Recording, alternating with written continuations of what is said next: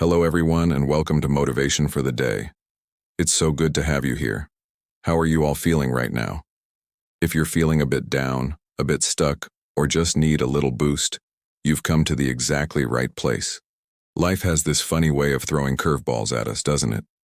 One minute you're cruising along, everything's great, and the next, bam, you hit a wall. It could be a setback at work, a personal challenge, or just that general feeling of being overwhelmed. We've all been there. It's easy to get caught in a spiral of negativity, to let those gray clouds block out the sun. But here's the thing I want to share with you today. You have more power over your mindset than you think. Staying positive isn't about ignoring the bad stuff. It's about learning how to navigate through it with hope and resilience. So, grab a comfy seat, take a deep breath, and let's explore how we can find that sunshine, even on the cloudiest of days. Let's start with a little story. Think about a time you learned a new skill. Maybe it was riding a bike, learning an instrument, or even just cooking a new recipe. Do you remember how it felt at the beginning? Probably awkward, frustrating, maybe even impossible. You fell off the bike, you hit the wrong notes, you burned the dinner. It would have been so easy to say, "This isn't for me," and just give up. But you didn't. You got back on the bike, you practiced the chords again, and you tried the recipe one more time. Why? Because you believed, even a tiny bit, that you could do it. You focused on the small progress, not just the mistakes. That, right there, is the essence of a positive mindset. It's not about being perfect from the start. It's about believing in your ability to grow and improve. Life is a lot like learning that new skill. We're going to stumble. We're going to make mistakes. The key is to treat these moments not as failures, but as learning opportunities. Every stumble teaches you how to balance better next time. Every wrong note helps you find the right one. One of the most powerful tools we have for cultivating positivity is gratitude. I know, you've probably heard this a million times. Keep a gratitude journal, they say, and there's a reason for that. It actually works. But it doesn't have to be some grand, time-consuming ritual. It can be simple. It's about consciously shifting your focus. Our brains are naturally wired to spot threats and problems. It's a survival mechanism, but we can retrain them. Right now, just for a moment, think of 3 things you're grateful for. It could be the comfort of the chair you're sitting in, the taste of your morning coffee, or the sound of birds outside your window. It could be a friend who made you laugh yesterday, or a project you're proud of. Feel that? That little shift? When you start your day by acknowledging the good, however small, you set a completely different tone. You're telling your brain, "Hey, look for the good stuff today." It's like putting on a pair of positivity glasses. The world doesn't change, but your perception of it does, and that makes all the difference. Now let's talk about the people we surround ourselves with. Have you ever noticed how some people just seem to drain your energy? You spend an hour with them, and you walk away feeling exhausted and pessimistic. On the other hand, some people leave you feeling energized, inspired, and ready to take on the world. Your environment, especially the people in it, has a massive impact on your mindset. You are the average of the 5 people you spend the most time with. Think about that. Are the people in your inner circle lifting you up or pulling you down?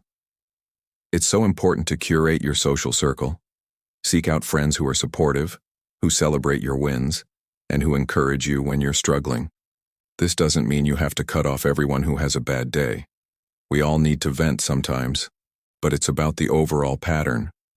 If someone is consistently negative, it might be time to lovingly create some distance. Your mental and emotional well-being is precious. Protect it by surrounding yourself with positivity, with people who reflect the person you want to become. Their energy is contagious, in the best way possible. Another huge piece of the positivity puzzle is how we talk to ourselves. That little voice in your head? Is it your biggest cheerleader or your harshest critic? For many of us, it's the latter. We would never say the things we say to ourselves to a friend.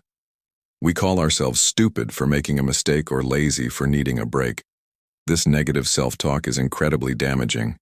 It chips away at our confidence and reinforces a negative self-image. The good news is, you can change the script. The first step is awareness. Start noticing when that inner critic pipes up. Don't judge it, just observe it. Ah, there's that thought again. Then, gently challenge it. If your inner critic says, "You messed that up completely," you can counter with, "It wasn't perfect, but I learned something valuable for next time." Or, "I did my best with what I knew at the time." It's about replacing harsh criticism with self-compassion.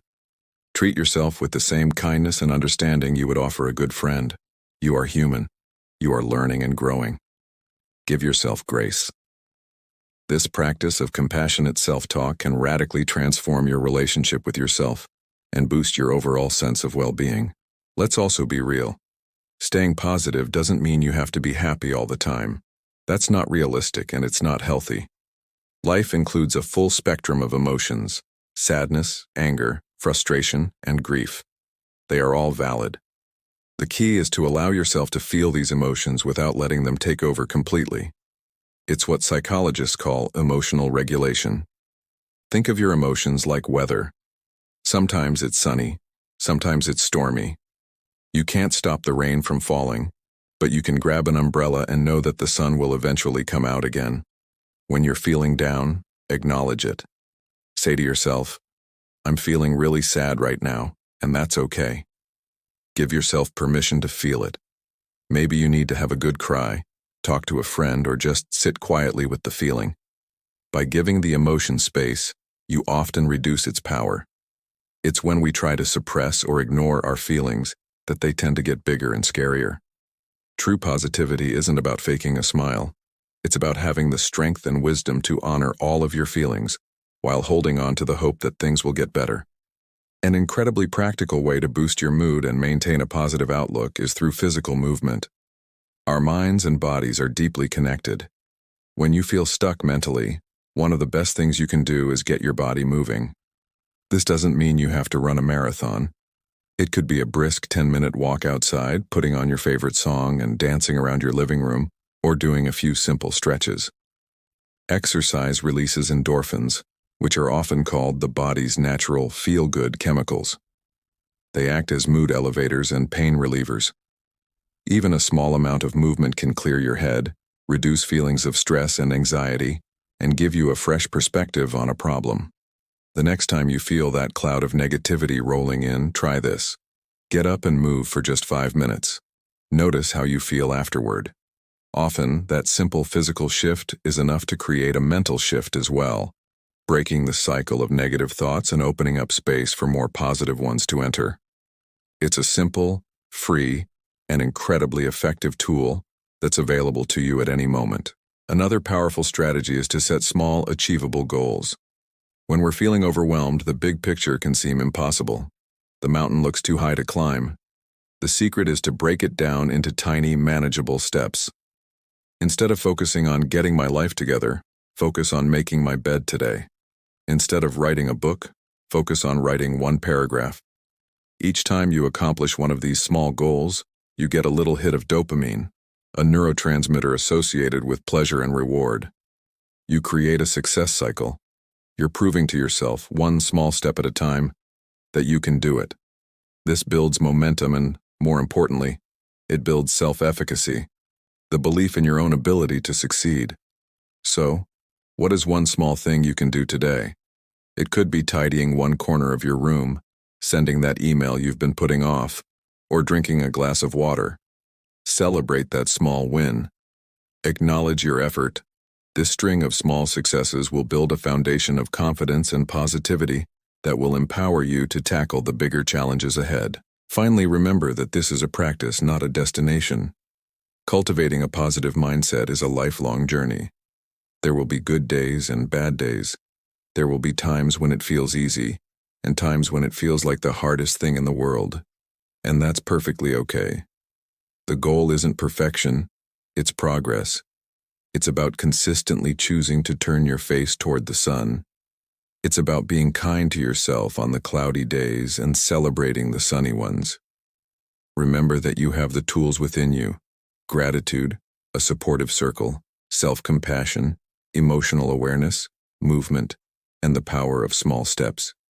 You are resilient, you are capable, and you are worthy of a life filled with joy and hope. Thank you so much for spending this time with me today. I hope you feel a little lighter and more inspired. If this message resonated with you, please give this video a thumbs up, and I'd love to hear from you in the comments. What's one small positive step you're going to take today? Sharing it can inspire someone else, and if you haven't already, please consider subscribing to the channel and hitting that notification bell so you don't miss our next dose of daily motivation. Take care of yourselves and remember to be kind to your mind. See you in the next video.